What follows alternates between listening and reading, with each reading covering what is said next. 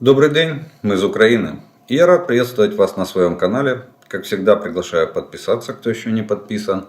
Поставить лайк этому видео, если оно вам понравится. И тогда его смогут увидеть как можно больше людей. Ну а мы с вами начинаем очередное видео по оперативной обстановке за прошедшие сутки. И сегодня у нас на календаре 22 января, киевское время, 15 часов.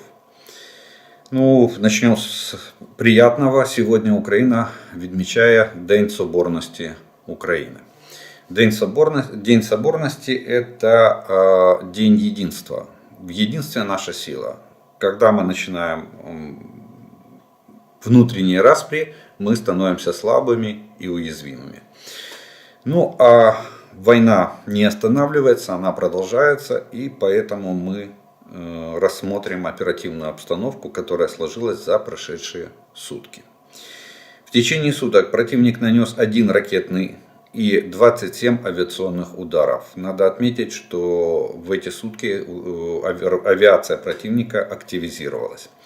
Также произвел 55 огневых ударов из реактивных систем залпового огня. Угроза нанесения ударов с использованием ракет наземного и воздушного базирования и дронов камикадзе остается по всей Украине. Оккупанты вели безуспешные наступательные действия на Авдеевском и Лиманском направлениях.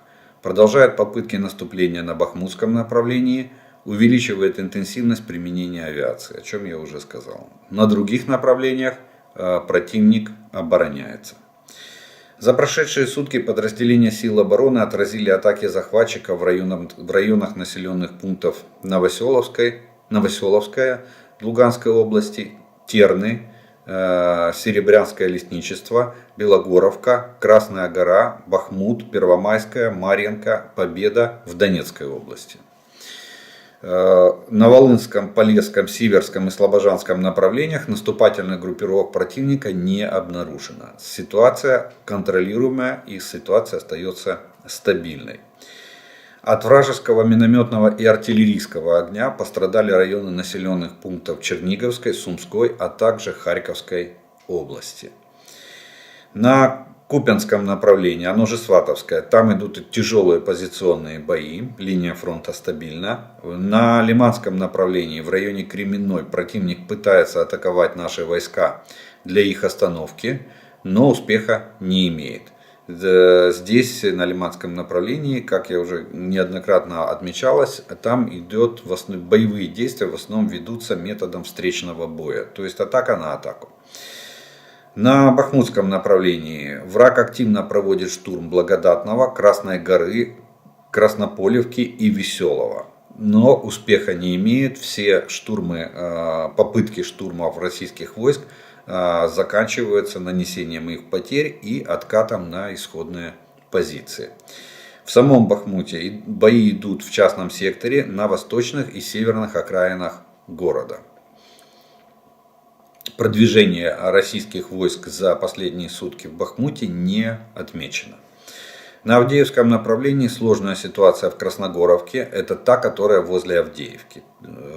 Она сохраняется. В районе Водянова попытка штурма российскими войсками провалилась.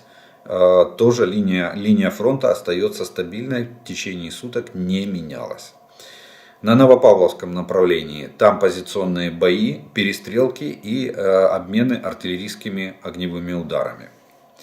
Запорожское направление. Мы с вами говорили о том, что противник в предыдущие сутки попытался на 3 участках Запорожского направления пойти в наступление. Кстати, очень интересная ситуация. Противник достиг незначительных успехов в виде максимального продвижения на 2 километра в глубину нашей обороны на отдельных участках. Но в чем интересно, тем, что они атаковали в пешем порядке без поддержки бронетехники и практически без поддержки артиллерии.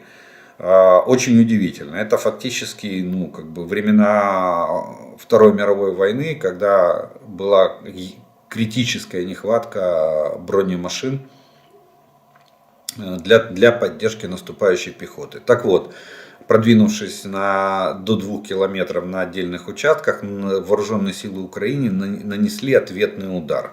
Им не удалось закрепиться, и те, кто выжил, они понесли очень существенные потери. Фотографии гуляют по сети, можете посмотреть, где личный состав без техники пытается наступать, и наша артиллерия фактически положила всех наступающих. А те, кто уцелел, отошли на предыдущие позиции. Так что ситуация на запорожском направлении восстановлена, на исходных позициях линия фронта восстановлена, и в дальнейшем ситуация контролируема с нашей стороны. На Херсонском направлении оккупанты снова обстреляли из всего спектра артиллерии, то есть с минометов ствольной и реактивной, населенные пункты на правом берегу Херсонской реки Днепр в Херсонской области. Авиация сил обороны в течение суток нанесла 14 авиационных ударов по районам сосредоточения оккупантов и их техники и по 3 позициям зенитно-ракетных комплексов противника. Подразделения ракетных войск и артиллерии сил обороны Украины поразили 2 района сосредоточения личного состава и техники противника. Вот такая военная ситуация на сегодняшний день за прошедшие сутки на всех оперативных направлениях и на линии фронта от Харькова до Херсона. Ну, а теперь немного о военно-политической обстановке, которая происходит в Украине и вокруг нас. И из новостей хочется отметить следующее. Ну, британская военная разведка. Тут, кстати, пошли расхождения, и теперь надо четко понимать, о чем, куда смотреть. У нас сегодня информационных психологических операций специальных от Российской Федерации гуляет по сети очень много. И даже и наши западные партнеры иногда расходятся в оценках ситуации, которая сложилась в Украине. Поэтому мы теряемся, но в принципе я думаю, что мы разберемся во всем этом, никуда теряться не надо. Ну вот британская разведка пишет, что военный конфликт в Украине зашел в тупик, но существует реальная возможность локального наступления россиян вокруг Бахмута. Об этом говорит британская разведка. Вблизи Кременной наши бойцы достигли определенных результатов и успешно отбили контратаку россиян. Это вот британская разведка за сутки говорит нам. На Бахмутском направлении российская армия и вагнеровцы восстанавливают свои силы в городе Солидар. То есть там идет перегруппировка войск. В Запорожской области обе стороны сосредоточили значительные силы для ведения артиллерийских перестрелок и столкновений. Но это говорится об общей группировке на Запорожском направлении с одной и с другой стороны. Но пока это только выводы британской разведки по ситуации. Если первый и второй вывод по Кременной и по Бахмуту, по Бахмутскому направлению, он на сегодняшний день отражает действительность, то есть ту ситуацию, которая на линии фронта. А в Запорожской области это оценочное суждение по количеству накопления войск как с нашей стороны, так и со стороны российских оккупационных войск. Но вот хочется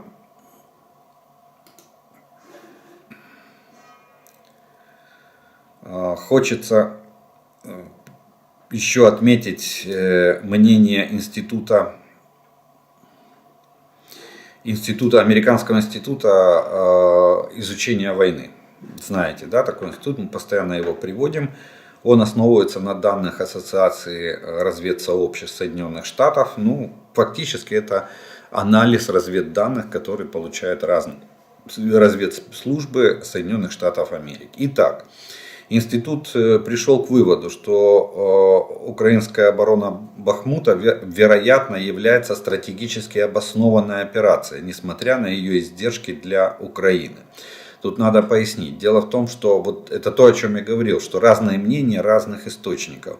И в последнее время начали звучать, что призывы к тому, что необходимо, может быть, целесообразнее оставить Бахмут, оставить Солидар и уйти на рубеж обороны за речку Бахмутка и стать там в глухую оборону. Вот. И ну, с точки зрения логики тоже можно, я тоже поддержал эту идею, потому что, ну, как ни крути, тяжелые оборонительные бои наносят потери и вооруженным силам, и силам обороны Украины. Ну вот, Институт изучения войны дал свое видение этой ситуации. Они считают, что оборона Бахмута, это, вероятно, является стратегически обоснованной операцией. Хотя расходы, связанные с продолжающейся обороной Бахмута со стороны Украины, значительны и, вероятно, включают альтернативные издержки, связанные с потенциальным украинским контрнаступлением в других местах. Украина также заплатила бы значительную цену за то, чтобы позволить российским войскам легко взять Бахмут. Сам по себе Бахмут не имеет ни оперативного, ни стратегического значения. Но если бы российские войска взяли его относительно быстро и дешево, они могли бы надеяться на расширение операций таким образом, что Украина могла бы поспешно построить оборонительные позиции на менее благоприятной местности. Нельзя также сбрасывать со счетов кажущийся политическим расчет по защите Бахмута. Легкомысленно российские силы оккупируют более 100 тысяч квадратных километров украинской территории, включая несколько украинских городов, и зверствуют над украинским мирным населением на оккупированных территориях. Ну, мы знаем репрессии, пытки, расстрелы, захоронения в безымянных могилах, чтобы скрыть следы преступления. Это мы все уже знаем. Политические и военные лидеры вполне разумно взвешивают эти факторы при принятии решений о сохранении или уступке определенных групп населения. Американцам не приходилось делать такой выбор с 1865 года, и им не следует торопиться пренебрегать соображениями, которые были бы для них вполне реальными, если бы американские города столкнулись с такими угрозами. Это речь идет о том, что цена вопроса удержания, допустим, Бахмута и Солидара, и насколько она велика. В том числе и включая вопросы гуманитарные вопросы по защите населения от геноцида со стороны российских оккупационных войск. Так что оставим это на откуп нашего генерального штаба, и они будут принимать решения, нас надо удерживать, не надо удерживать, какой ценой удерживать и сколько удерживать Бахмут и Солидар. Следующая новость пришла из Великобритании. Великобритания поможет создать спецтрибунал для руководства Российской Федерации. Об этом сообщает газета The Guardian. Великобритания предложила квалифицированную поддержку для создания специального трибунала, способного привлечь российское гражданское и военное руководство, включая Владимира Путина, к ответственности за военные преступления в Украине. Британское правительство заявило, что Украина пригласила его присоединиться к группе международных партнеров, разрабатывающих механизм подотчетности, и призвала другие страны G7 также принять участие. Также в Британии заверили, что трибунал должен основываться на украинском национальном правосудии, но содержать международные элементы. Кстати, я напомню, что в Лондоне по-моему, апреле месяце пройдет конференция министров иностранных дел коалиции, антироссийской коалиции по взаимодействию в работе вот именно этого международного трибунала. О создании трибунала Парламентская ассамблея Совета Европы уже приняла резолюцию.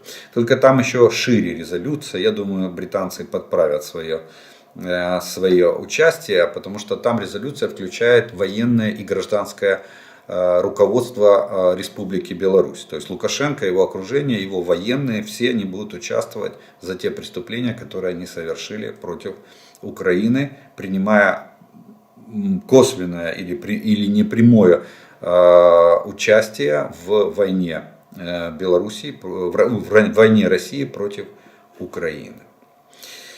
Следующая новость прилетела из Германии. Бывший министр обороны Германии Ламбрехт за неделю до своей отставки, мы знаем, что она подала в отставку в понедельник, запретила инвентаризацию стоящих на вооружении Бундесвера танков «Леопард». Об этом пишет Business Insider. По данным издания, что она сделала это для того, чтобы избежать давления на Германию и лично на канцлера Шольца в вопросе поставок танков Киеву. Но я напомню, что, на мой взгляд, она сделала это не только для того, чтобы избежать. Инспектирование танков не повлияет на решение Олафа Шольца. Дело в том, что бывший министр обороны Германии, а это Урсула фон дер Ляйен, буквально за 2 года до ее баллотирования в депутаты на европейских выборах, в органы управления ЕС. Она была министром обороны, и журналисты Deutsche Welle провели тогда журналистское расследование, в результате которого выяснили, что Бундесвер является не боеготовым, что он свернут до минимума и на сегодняшний день, и на тот момент был практически не боеготов. К такому выводу пришли журналисты в своем расследовании. И вот тогда фрау Меркель нашла деньги, и они срочно заказали модернизацию 100 танков Леопард-2 версии А4 до версии А7.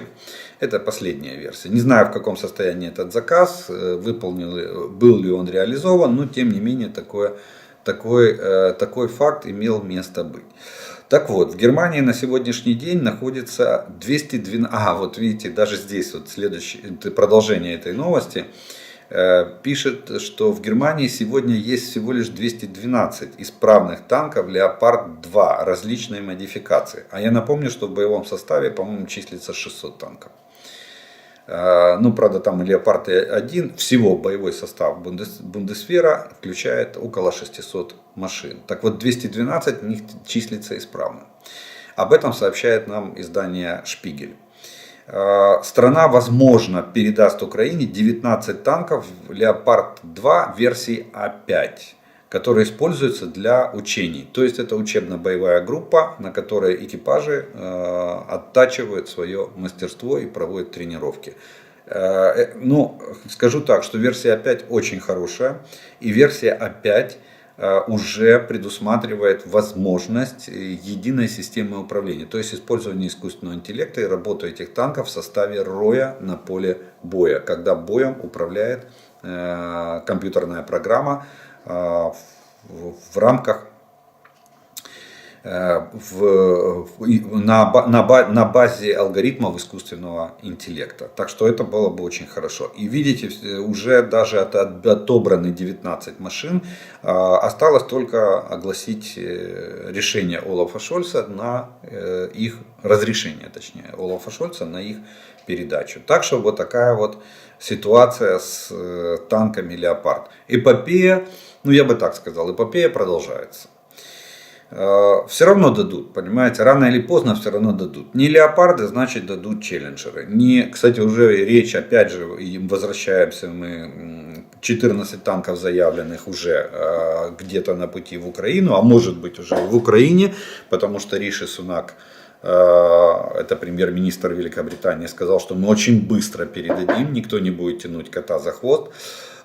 Но там уже звучат, что надо бы штук 50 челленджеров передать. А я вам говорю, что челленджер это фактически гаубица на гусеницах с броневой защитой, потому что у него нарезная пушка.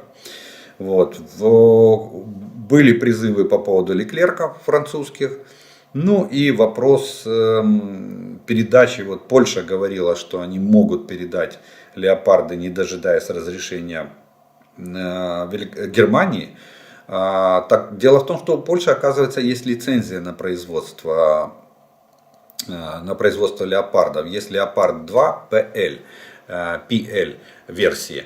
Так что может быть и такое случится. Поэтому я так понимаю, видите, как говорится, собака лает, а караван идет. То есть уже даже в Германии, уже в Бундесвере определены 19 боевых машин Леопард-2 в версии А5, которые будут в случае принятия решения будут переданы Украине.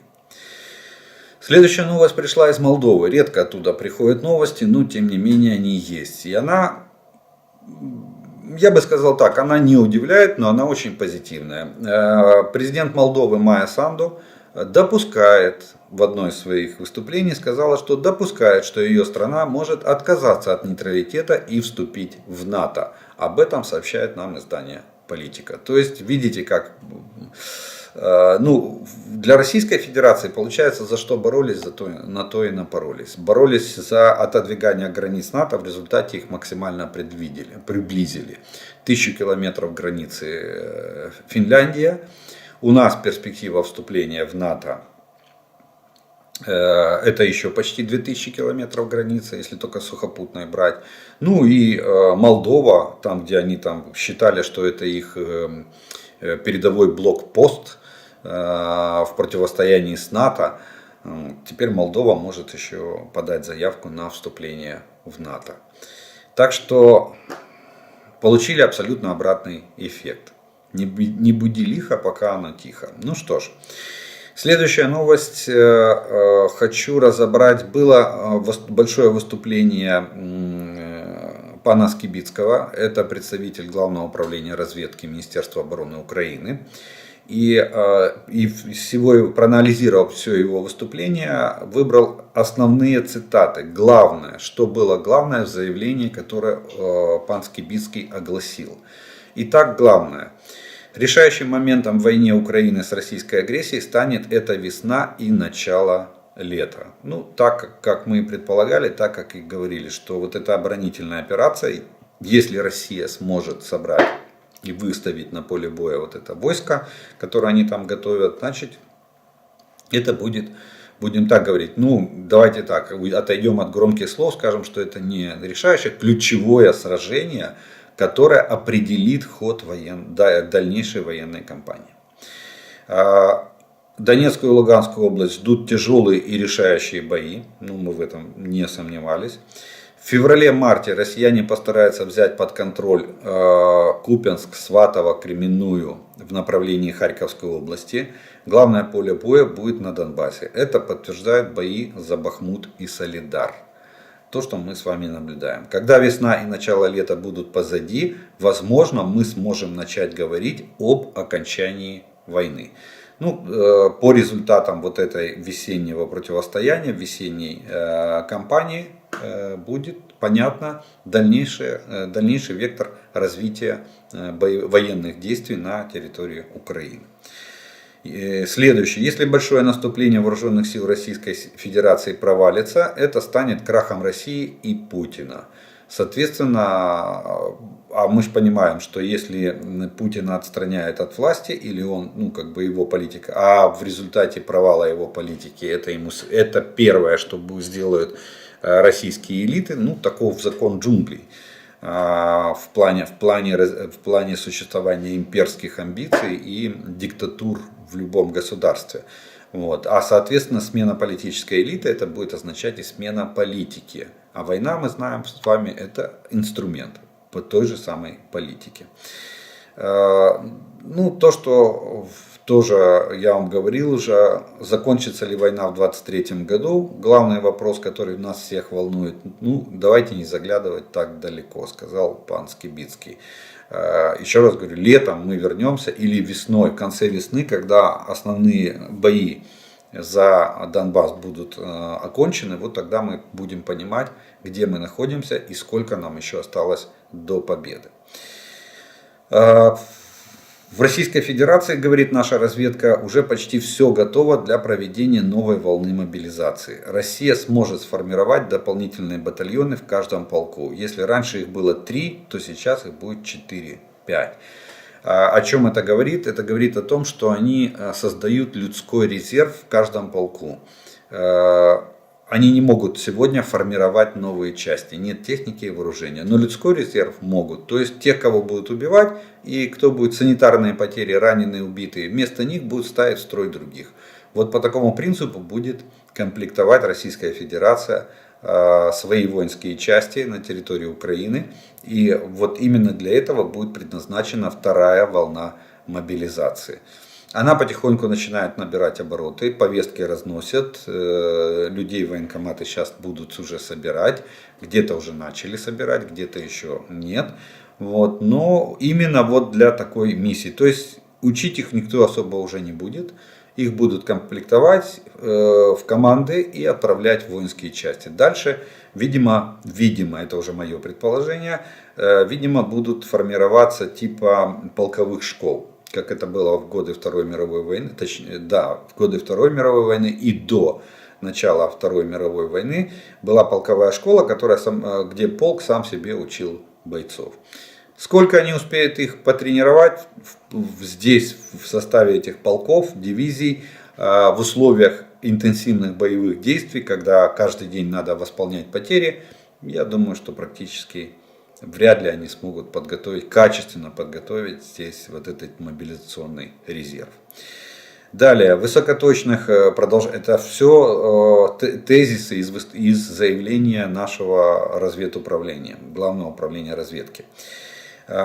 Высокоточных ракет России хватит на проведение 2-3 массированных ударов в количестве более 80 ракет. Прошлый удар составил менее 30 ракет. В этом плане у них есть дефицит. Внутри российского руководства есть большие разногласия. В частности, по Пригожину мы наблюдаем, что его пытаются убрать.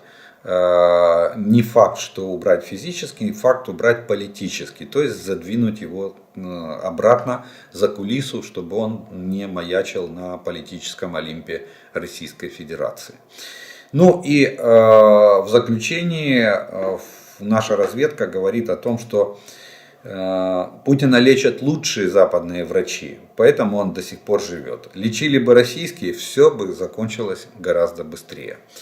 Мы в этом не сомневаемся. Кстати, там, насколько я знаю, есть разные сведения, они неофициальные, о том, что он сначала вроде бы его лечили израильские врачи, теперь китайские, сейчас вроде бы опять израильские.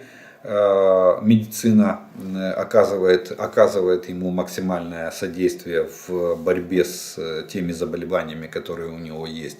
Но в любом случае, даже то, что он мечется между различными, а это же кардинально отличает медицину китайская, допустим, от той же израильской. Израильская ближе к европейской, но она считается наиболее продвинутой. Хотя скажу, что Европа недалеко отстала, а по некоторым видам заболеваний, точнее лечению некоторых видов заболеваний, даже может быть и ушла вперед. Так что, вот такое заявление сделал представитель нашего Главного управления разведки, пан Скибицкий, и такие основные тезисы он в нем изложил. На этом мы с вами первую часть военную и военно-политическую закончим. Сегодня мы немножко традиции подвинем, и паузы как таковой не будет. Просто мы продолжим с вами наше видео, и вторая часть видео будет состоять как обычно, здесь уже все без изменений, из ответов на вопросы, которые вы прислали. И первый вопрос сегодняшнего дня будет следующий. Привет из Литвы.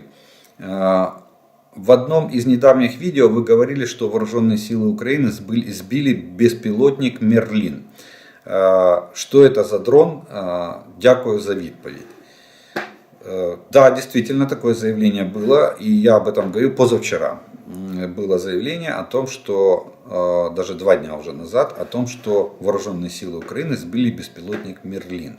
Некоторые начали задавать вопросы о том, что это один из вопросов, я выбрал. Было несколько вопросов о том, что как же так, почему Украина, вы оговорились, сбивает свои...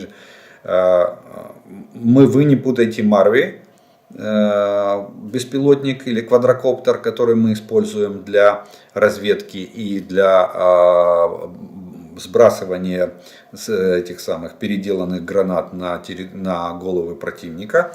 Вот. И Мерлин. Мерлин ВР. Это российский экспериментальный беспилотный летательный аппарат. Он предназначен для ведения разведки в местности в автоматическом и полуавтоматическом режиме. Я, кстати, обратил внимание, когда об этом говорил, что это аналог Орлан 10. Вот. Но дело в том, что Россия его разрабатывала еще в 2021 году. Это было 28 сентября 2021 года была презентация экспериментального образца. О серийном производстве на сегодняшний день ничего не известно, и полных военных государственных испытаниях этого беспилотника тоже ничего не известно. Скорее всего, ситуация состоит таким образом, что Россия, ввиду огромного дефицита, они уже выгребают все, что есть. Возможно, у них есть какая-то партия этих беспилотников, которые были сделаны лабораторно, разработчиками для дальнейших испытаний и принятия на вооружение. Скорее всего так. Почему? Потому что этот Мерлин встречается очень редко на поле боя. Что он собой представляет? Там, кстати, французская тепловизионная оптика на нем стоит, фирмы Линред, которая довольно с хорошей разрешающей способностью, имеет тепловизионный канал, тепловизорный канал и имеет прямой оптико-электронный канал. Может вести разведку местности. Еще одна особенность этого беспилотника в том, что мы когда-то над ним посмеялись. Первое сбитие этого Мерлин было 16 июня 2022 года. Тогда мы сбили, и выяснилось, что топливный бак у этого беспилотника — это обычная пластиковая канистра. Вот. Причем обычная канистра, не бутылка. Бутылка пластиковая была в Орланах обнаружена, видимо, когда был дефицит у них комплектующих. А здесь канистра с ручкой.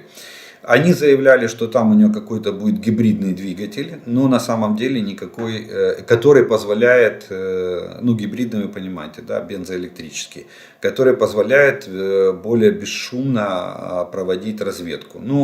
Как оказалось, в сбитых экземплярах никакого гибридного двигателя там нет, стоит обычный бензиновый двигатель, канистра вместо топливного бака и французская оптика на этом беспилотнике.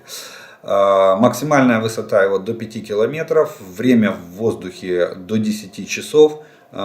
Полезная нагрузка оптического оборудования, оптико-локационного оборудования может составлять до 6,5 килограммов. Случай сбития этого Мерлина — это 16 июня 2022 года было, 18 января этого года и 20 января этого года. То есть, как я и сказал, 2 дня назад мы сбивали этот беспилотник Мерлин. Видимо, они какие-то образцы, которые были в лаборатории, они доделывают, доводят их до рабочего состояния и запускают их в действие. Посмотрим, если дальше будут появляться, значит тогда будем задавать вопросы французской компании Линред, как и где Россия берет их оптику, тепловизионную оптику для своих новых беспилотников в условиях санкционной политики Европейского Союза в отношении Российской Федерации. Следующий вопрос. Як думаєте, чи можуть Збройні Сили України обійтися без леопардів? Чи так контрнаступальна операція неможлива без них? Та і взагалі, чи можуть наші сили оборони впоратися з РФ без достатньої кількості танків? Чи без них ніяк? Дякую.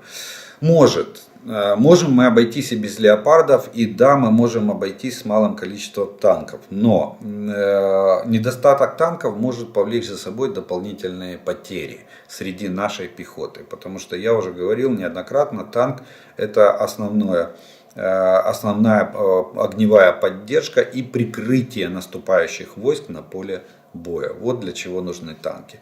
Будет это леопард, значит хорошо. Не будет это леопард, я думаю, что мы не расстроимся. Тем более, что есть у меня подозрение, что Соединенные Штаты все-таки дадут там Абрамсы, может быть где-то ближе к весне. Но мы можем получить, есть вероятность получения Абрамсов. Может быть Франция даст свои Леклерки. Может быть Кипр даст нам свои 80 танков Т-80УД. А взамен, кстати, да, скажу так, откуда информация, руководство Кипра заявило, что они готовы передать нам танки Т-80 советского образца. Они же, естественно, модернизированные. Так же, как, допустим, 72-ки чешские и словацкие, которые мы сейчас получаем. Они готовы нам передать, если им поставят леопарды вторые. То есть они готовы сделать такой change в плане замены танков. И нам передать еще 80 машин. Это было бы там 210 из 300, которые мы запросили, наш главком запросил.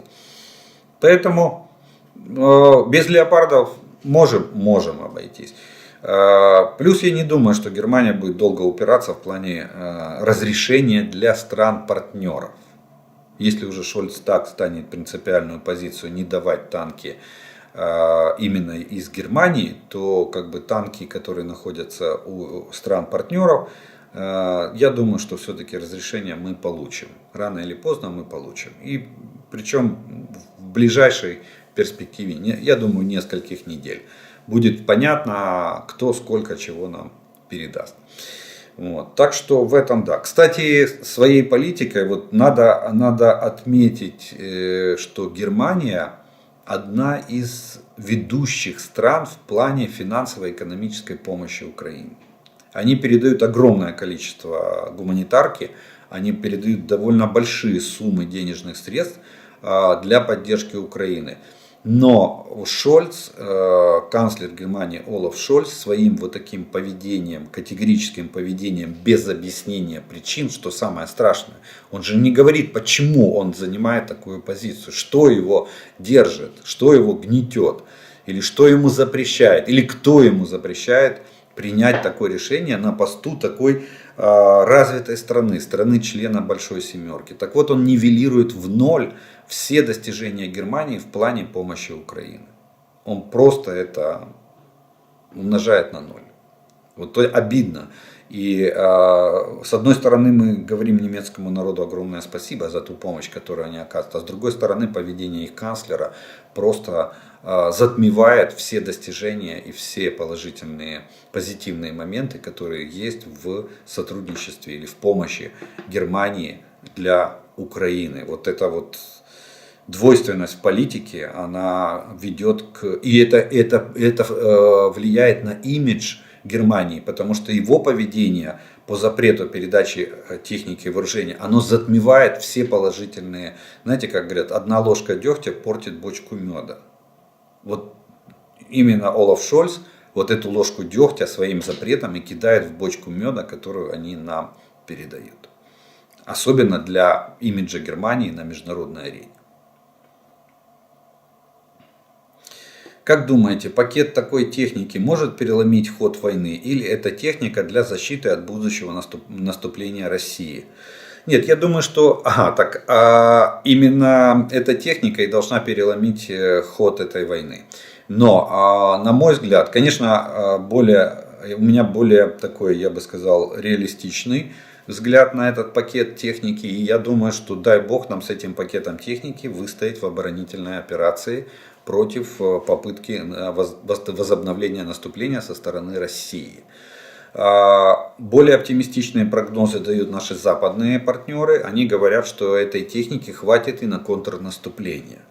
Но я считаю, что ее на контрнаступление может хватить лишь в том случае, если мы действительно нанесем, во-первых, выстоим в обороне, во-вторых, нанесем значительный урон российским наступающим войскам, что может вызвать обрушение фронта. Вот тогда, да, тогда этого хватит и на контрнаступление. Но пока давайте будем реалистами и будем говорить о том, что вот этот огромный пакет помощи, который они нам огласили по результатам, в том числе и утвердили на заседании в формате Рамштайн, в первую очередь предназначен для ведения оборонительной операции весенней кампании в ходе этой войны, которая может повлиять на дальнейший ход всей этой войны. Добрый вечер. Интересно услышать от вас про штурмовые войска, пехота, особенности отбора солдат для этого, какие к ним требования физические и психологические. Требование одно и главное – физическая подготовка. Возраст может быть и 40 плюс, но человек должен иметь хорошее здоровье, потому что здоровье не приобретешь и не нарастишь. Здоровье надо беречь с самого начала. Так вот, здоровье и хорошая физическая подготовка. Все остальное, навыки, все навыки, в том числе, конечно, если есть особенности характера, что у человека неустойчивая психика, опять же, это относится к здоровью. У здорового человека психика устойчивая. А вот, допустим, тренинги по устойчивости в стрессовой ситуации, они в том числе включены в программу боевой подготовки штурмовиков в любой армии мира. Поэтому одно главное требование – это физическое состояние здоровья человека, которого отбирают. А дальше уже возможности и так далее. Поэтому я говорю, что возраст может быть и 40, даже 40 плюс. Все равно могут взять штурмовую пехоту, если человек действительно физически здоров, силен. Остальному научим. Что является доступным по цене и что возможно купить на рынке оружия, минометы, бронеавтомобили или даже одну гаубицу, если бы вы выбирали цель для сборов из таких интересных боевых вариантов, например.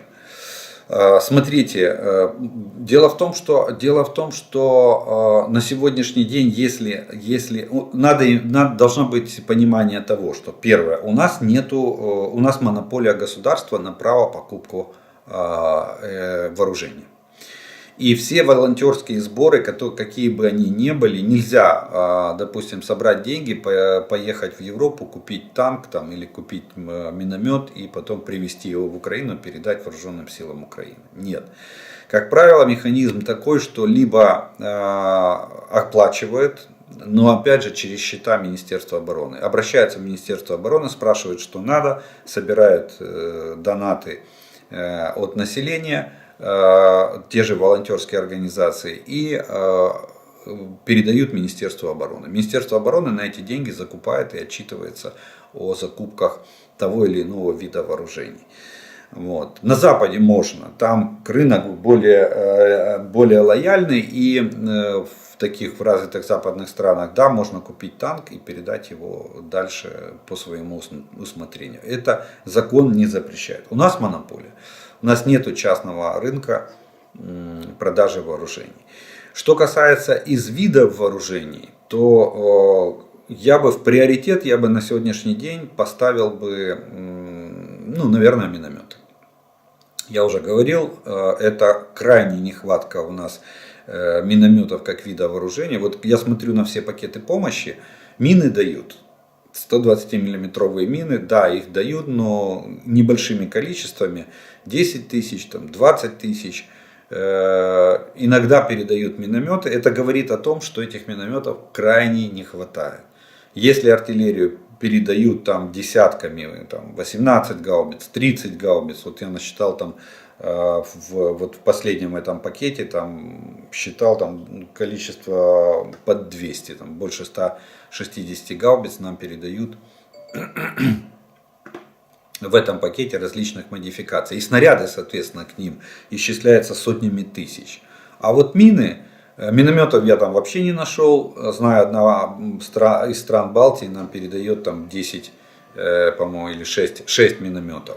Где-то наша батарея экспериментальная самоходных минометов по линии фронта ездит, перемещается, точнее, и принимает участие в боевых действиях. Вот. Но минометов крайне мало. А это очень эффективное средство для поддержки нашей пехоты. Поэтому я бы, с учетом того, что пакет помощи включает почти всю номенклатуру, необходимую нам, на мой взгляд, там катастрофически не хватает такого вида вооружения, как минометы. Особенно в варианте самоходных, а также в варианте автоматических самоходных минометов. Вот на это я бы собирал деньги, и если бы такая возможность, если бы такой выбор стоял, то я бы обратил внимание и все силы направил бы на закупку для ВСУ самоходных, в лучшем варианте автоматических, в худшем просто самоходных бронированных минометов калібра 120 мм. Добрий вечір. Щодо танків. З самого початку війни ми робимо рекламу західним зразкам озброєння, а застрягши в грязюці, важкі танки будуть неефективними і стануть легкою мішенью. Може саме тому так затягують вже наче вирішене питання, тим більше Ллойд Остін неспроста сказав про вікно можливостей до березня. Давайте немного рассортируем. Отделим зерна от плевел. Ллойд Остин имел в виду окно возможностей по поставкам вооружений. Он призвал партнеров не затягивать с поставками и все, что, я так понимаю, было утверждено, поставить в наикратчайшие сроки до начала весны. То есть остался чуть больше месяца на вот тот огромный объем поставок. Вы представляете, сколько надо всего перевести, даже из того списка, который мы видели с вами в открытой печати. Что касается рекламы, да, реклама хорошая, она действительно создается, но я не думаю, что поражения или там недостатки, которые вылезут, могут отрицательно повлиять на рейтинги продаж или спрос на международном рынке вооружений. Кстати, сейчас я удивлен, такое впечатление, что Россия лоббирует эту рекламу. Сейчас появилась куча роликов, как Абрамс, как корова на льду, маленький снежный покров, не может вылезть на горку и так далее и тому подобное. Я обратил внимание, что в этом ролике снимали Абрамс, когда у него стоят на траках, у него установлены, их называют копыта, резиновые подушки, для того, чтобы не портить покрытие дорожное. Вот. И они на этих траках хотят, чтобы он взобрался на снежную горку. Это не проблема для тяжелого танка. Ставятся, есть комплекты, в гусеничной технике есть специальные комплекты. Вот можно поставить так называемые копыта резиновые. Да, вот у нас по Хрещатику, когда парады проходили, то танки шли на специальных комплектах вот этих резиновых подушек, чтобы траками не бить гусеницы. Там, где сейчас во время войны прошла наша гусеничная техника, вы знаете, да, едешь на машине, она такой звук характерный издает, вибрации от насечек, которые делают гусянки. Так вот, на гусянках есть так называемые грунтозацепы. Это именно вот они как шипы небольшие торчат из трака, и они обеспечивают зацеп гусеницы с грунтом. Так вот, в комплекте любой техники есть грунтозацепы, которые увеличивают это сцепление. Они устанавливаются на болтах, закручиваются, и машина получает большую проходимость. И тогда она может взобраться и на горку, которая покрыта снежным покровом. Вопрос не в том, что это тяжелые машины, бесповоротные. Любая машина, даже наши машины средние, у нас считаются средние танки, они там до 50 тонн весом, 46, 48 тонн. Они тоже в распутице, в бездорожье, они тоже садятся, точнее застревают в этой грязюке, в этом жирном черноземе, особенности наших земель. Вот. Поэтому на 10 тонн тяжелее танк, у него удельное давление примерно такое же, как и у танка, который весит на 46 тонн. потому что площадь гусеницы разная, и она регулирует удельное давление. Но есть приспособления, которые помогают машинам, гусеничным машинам, увеличить их проходимость. И не говорю, что они тут будут все быстроходные и вездеходные. Да, они будут иметь проблемы из-за веса, но тем не менее есть способы решения любой проблемы. Не бывает безвыходных ситуаций. Поэтому, и кстати, хочу привести вам маленькую статистику по леопардам.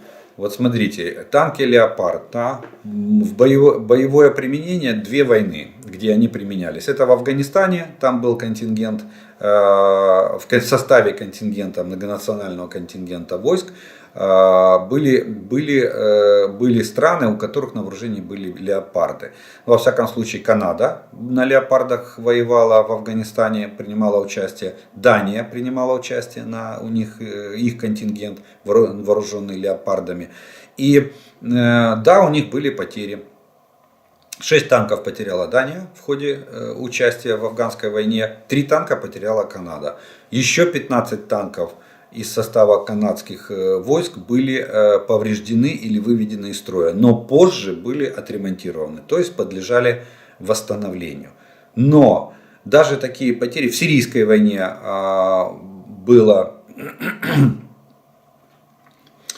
были танки Леопард, которые принимали участие. И да, допустим, был такой эпизод, когда в боях за город Аль-Баб было потеряно 10 танков. Вплоть до того, что 2 было захвачено боевиками ИГИЛ, остальные были повреждены или уничтожены.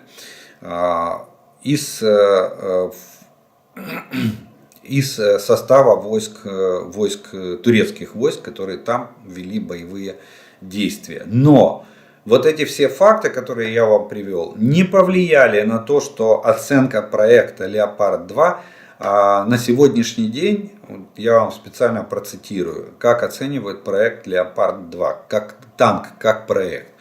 Имеет высокую надежность, живучесть, отличную огневую мощь в мировом рейтинге танков, который стабильно занимает первое место. Машина относится к дорогостоящим, вооружение, в частности боеприпасы от модификации к модификации, стабильно находятся на высоком уровне. Кстати, у танка Леопард есть снаряд с дистанционным подрывом. Это для борьбы с укрытой техникой и пехотой противника. То есть снаряд взрывается над окопами врага. Вот, а не долбит в землю и не наносит ущерба противника. Вот. И в версии А5 и выше имеет возможность работы с искусственным интеллектом. То есть в единой модели по алгоритмам искусственного интеллекта по ведению боя. Вот вам, пожалуйста, оценка. Несмотря на такие потери, которые я вам назвал. Поэтому вряд ли кто-то из производителей боится имиджевых потерь. Война есть война. Всегда на войне могут сбить самолет, какой бы он ни был самый лучший, и там с какими технологиями стелс, подбить танк, какой бы он ни был самый лучший. Все равно все это может иметь место. Но в общем тенденция сохраняется такая, что все-таки Леопард остается одним из лучших танков.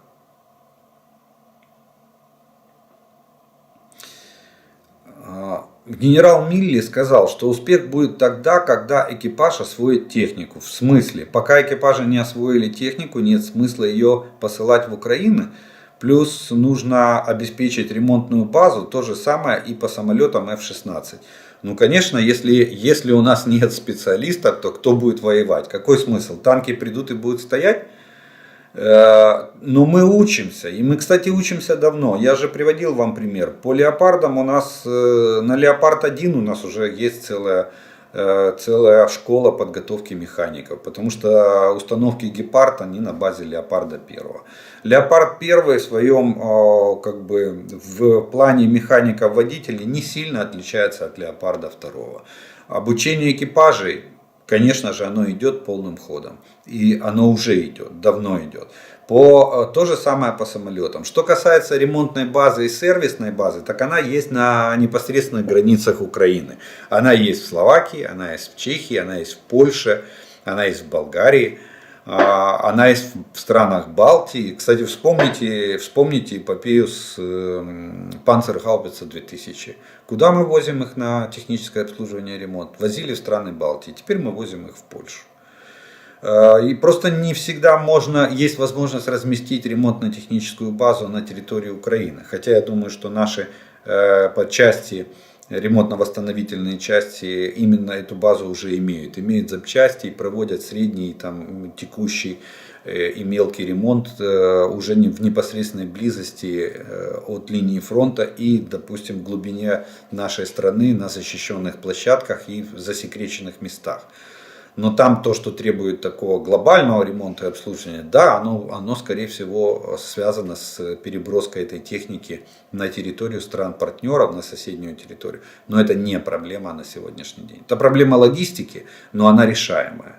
Вот. Но вот экипажи, да, для танков мы с вами говорили об этом. Я думаю, что за месяц можно подготовить на минимальном уровне подготовить экипаж. Да, это война, им придется навыки свои совершенствовать уже в бою. Вот. Но тем не менее, они будут основные навыки владения этим танком, они будут иметь. По самолетам F-16, вот мы вели разговор, я напомню, что первое упоминание о том, что наши летчики осваивают F-16 в Соединенных Штатах, появилось в конце весны прошлого года, то есть практически год назад. Даже в начале лета были несколько интервью, взятые у наших летчиков американскими телеканалами, их показали на американском телевидении, где наши летчики рассказывают, что они осваивают западные образцы авиации там, в Соединенных Штатах. Кстати, как раз вот к марту месяцу это будет практически где-то 11 месяцев, ну около года, как они там учатся. И уже пошли разговоры. Голландия поднимает вопрос, что они готовы передавать нам F-16. Американцы сразу же говорят, мы не возражаем. Давайте, передавайте. Наш министр обороны Алексей Резников заявляет о том, что следующий Рамштайн, который состоится в середине февраля, он будет авиационный.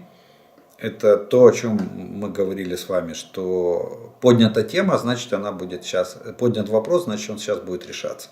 Вот. Так что да, но без освоения экипажами, без обучения персонала, с технической базой я думаю, что я объяснил, что это не проблема, это проблема логистики. Доставить туда и доставить обратно.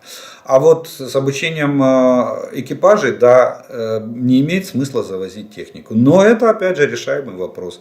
Если здесь не можем организовать, значит что? Надо везти в страны-партнеры и там организовывать. Вот Patriot улетели 100 военных наших на обучение. И они уже учатся, они уже приступили на этой неделе к обучению на системах Patriot. Через месяц мы их ожидаем здесь, в Украине, уже вместе с Патриотами.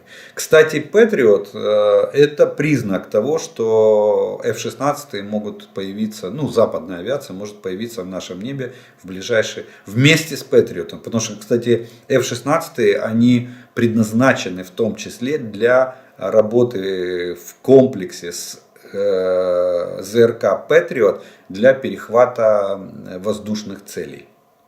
Это два звена одной цепи. Patriot и F-16. Если появился Patriot, значит вполне можно предположить, что вот вместе с ним или сразу же после него появится F-16. Вот такая вот связка существует между этими двумя видами вооружений.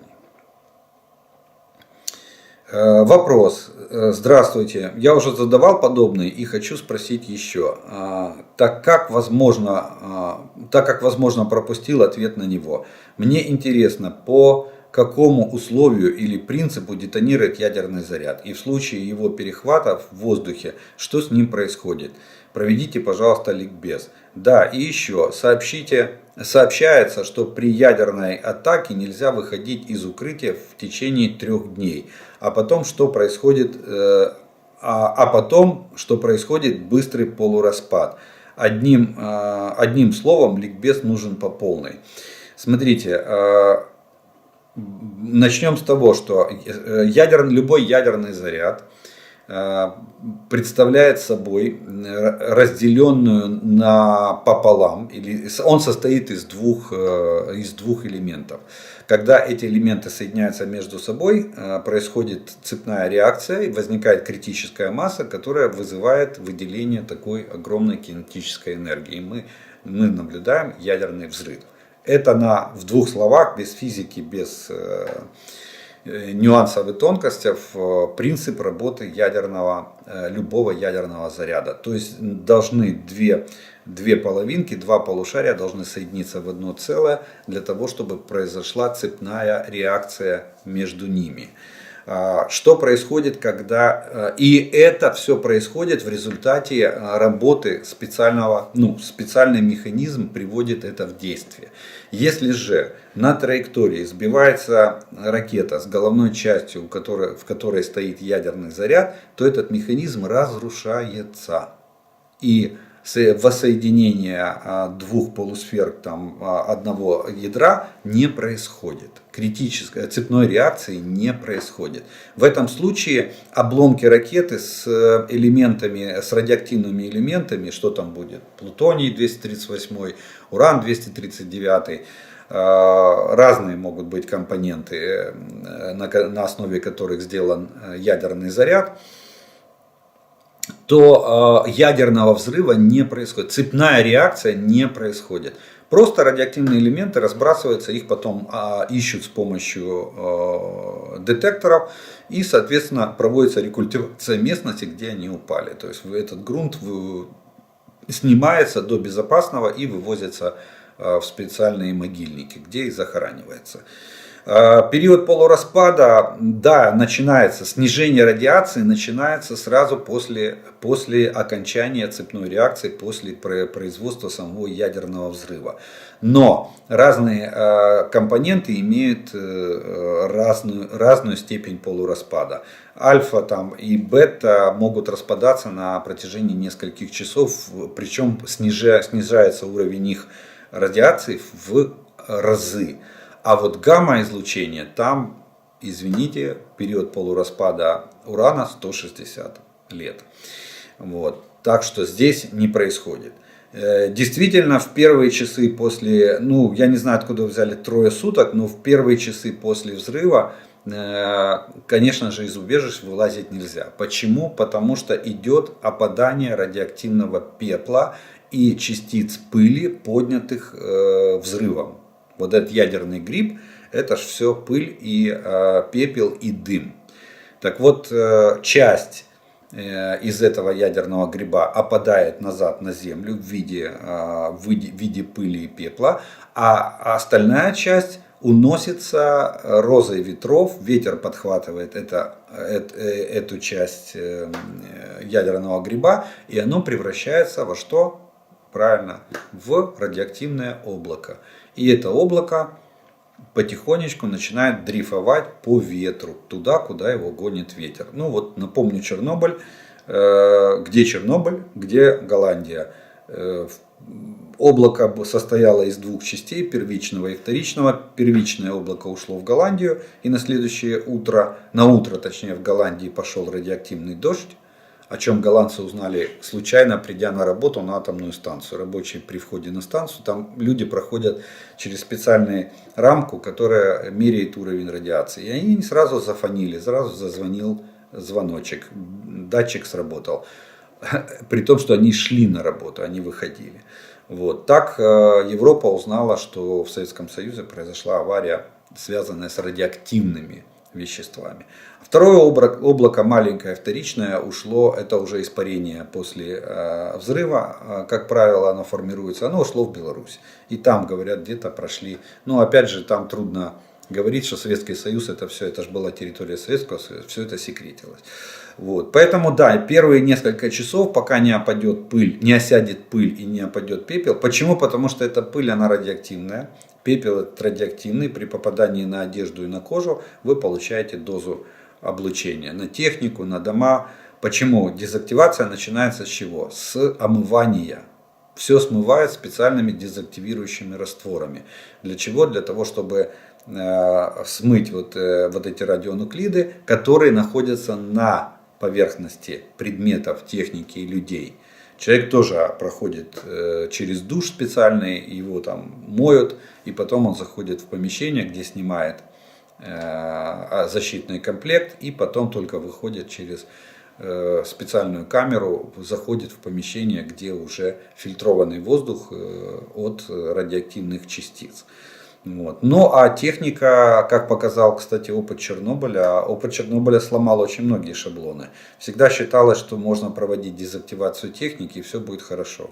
А в Чернобыле выяснилось, что металл имеет очень хорошее свойство накапливать радиоактивность в себе, в своей структуре. И ее уже оттуда ничем не смоешь. Поэтому всю технику, которая работала в Чернобыльской зоне, хоронили в могильниках. Ну, правда, говорят, они сейчас пустые. Где эта техника, трудно сказать. Скорее всего, переплавленная где-то гуляет по миру в виде других изделий металлопроката или чего-то другого. Вот. Так что вот такой вот краткий ликбез по поводу ядерного взрыва. Питання. Розкажіть, будь ласка, чи воювали десь танки «Леопард»? Бо складається враження, що вони можуть бути недостатньо ефективні в реальних бойових діях. Тому що Німеччина досить наполегливо не хоче їх передавати. Хоча всій Європі их продала. Ну так, да, я вот отмотайте на один вопрос назад, я там все это рассказал. И 3 войны, где они принимали участие. Европа, вот может быть, Германия сама еще ни разу не воевала на «Леопардах». Я не нашел боевых примеров, чтобы Германия, чтобы Бундесвер в составе какого-то контингента повоевал, реально в бою был на «Леопардах». Но зато другие страны, Канада, Дания, Турция, активно участвовали и в том числе несли потери. Ну, в общем, все равно, простите, но в общем все равно немцы остались довольны, и эти страны, их военные остались довольны применением «Леопардов». Вот. И «Леопард», даже при том, что были потери, «Леопард» сохранил пальму первенства в мировом рейтинге танкостроения.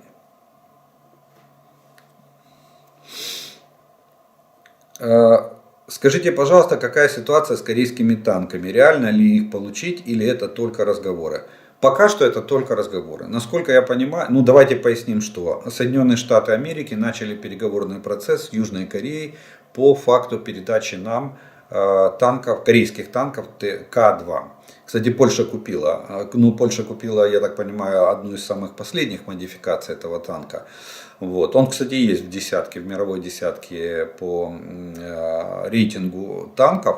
Вот. И я так понимаю, у Польши нервы немножко не выдержали, потому что Америка затягивала, кстати, для Польши по контракту Америка затягивала передачу Абрамсов. И только когда поляки приняли жесткое решение купить К-2 у Южной Кореи, сразу же пришел пароход с Абрамсами из Соединенных Штатов, и Польша начала принимать в том числе и американские танки. Поэтому вполне возможно, что Соединенные Штаты продолжают переговорный процесс. Скажу так, дыма без огня не бывает. И я не удивлюсь, что через месяц, допустим, появится информация, или на следующем Рамштайне появится информация, что у нас на поле боя могут появиться танки фирмы Mitsubishi. Ой, извините, не Mitsubishi, это я перепутал с японским, тип 99. Нет, южнокорейские танки К-2. Вот. Так что все может быть. На пока вот, вопрос поднят, и информации дальнейшей о нем нету.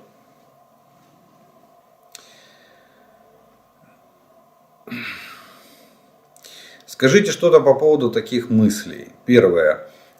Якобы понаводили всяких санкций, которые не разрешают продавать в Российскую Федерацию товары, в которых, как я понимаю, могут быть извлечены разные чипы. Почему же не могут повлиять на Китай с Алиэкспрессом? На Али все, что угодно с чипами продается и свободно везется, и сейчас к ним туда. Наблюдаю постоянно их свежие отзывы на всякие товары. как-то это неправильно. Может, запрет на Алиэкспресс нужно наложить, чтобы не могли к ним слать. Дело в том, что вы и по санкциям немножко неправильно высказались.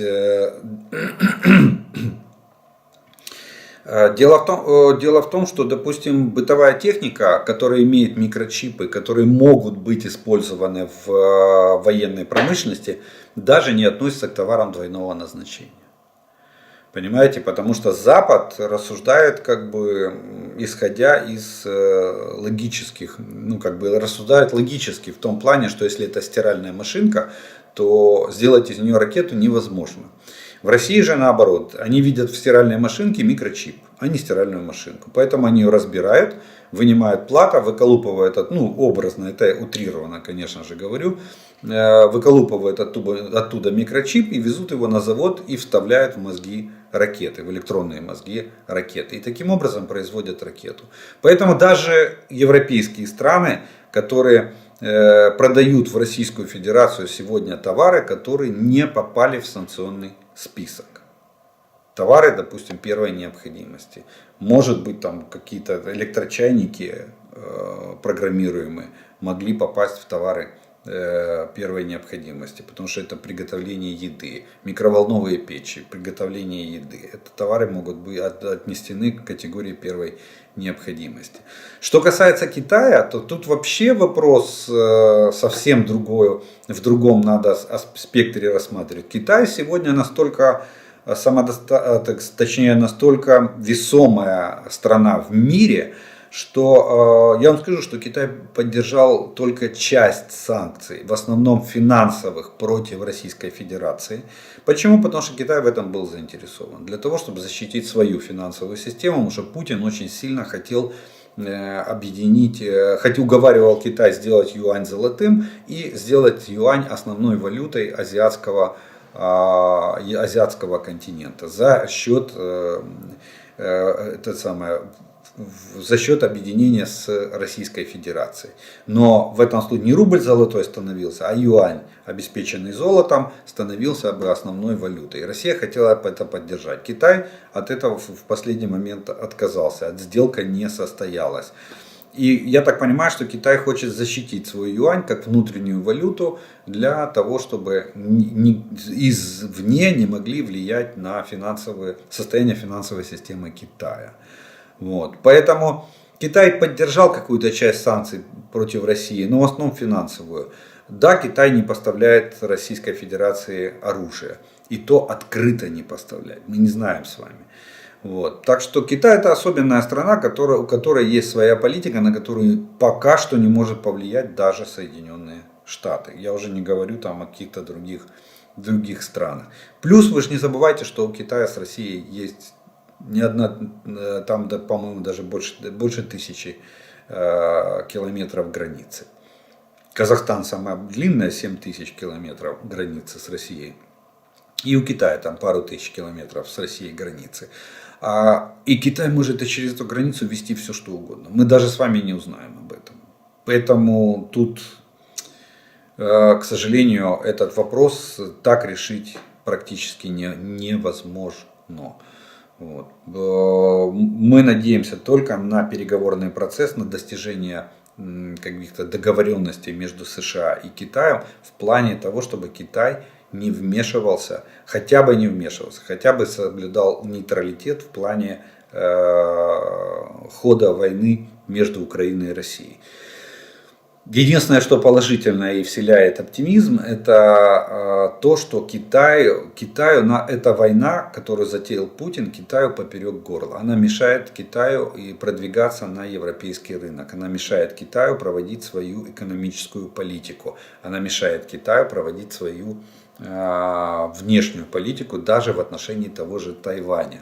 И Китай настаивает на том, чтобы во всяком случае по официальным и неофициальным источникам информации в отношениях между Китаем и Россией там стоит жесткое условие со стороны Китая как можно быстрее закончить войну. Китай не вдается в подробности, на каких условиях там, какие компромиссы и так далее. Нет, Китай просто ставит жесткое условие, война должна быть закончена как можно скорее. А применение оружия массового поражения, в том числе и ядерного, вообще не может быть даже речи. Такова позиция Китая. Как Россия достигнет этого, Китаю абсолютно все равно. Капитулирует или нас заставит капитулировать, Китаю абсолютно все равно. Вот так вот, такую позицию, такое поведение мы наблюдаем за Китаем. Ну и еще один вопрос сегодняшнего дня. Прежде чем мы перейдем к третьей части нашего видео, это следующий.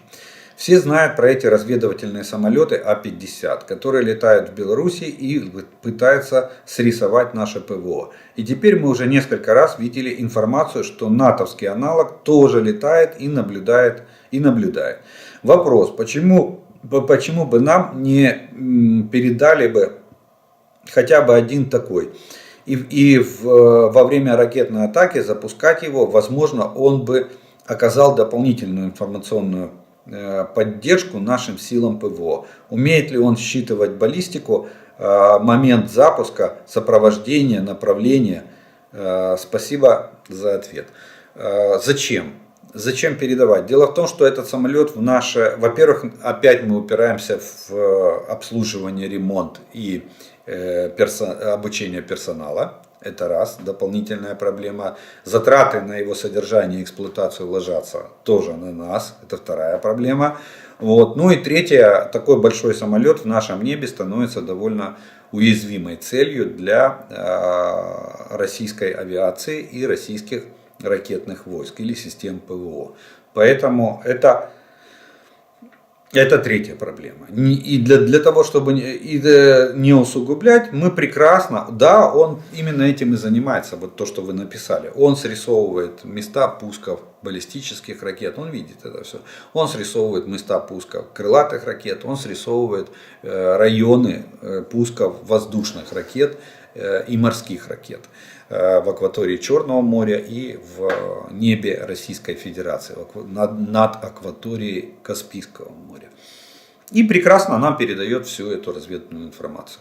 У нас, я напомню, у нас есть договор о расширенном партнерстве с НАТО, и там один из первых пунктов в этом договоре написано, что обмен разведывательной информацией. Поэтому мы это все получаем, и да, он нам помогает. Так что пусть работают профессионалы, не за наш счет, это помощь нам, но мы получаем всю необходимую разведывательную информацию. Поэтому вопрос его передачи для нас не принципиален на сегодняшний день.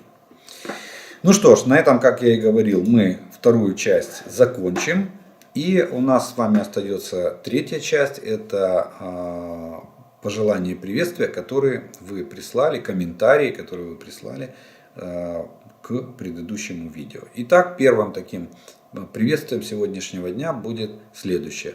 Молодцы украинцы, Франция восхищается вами.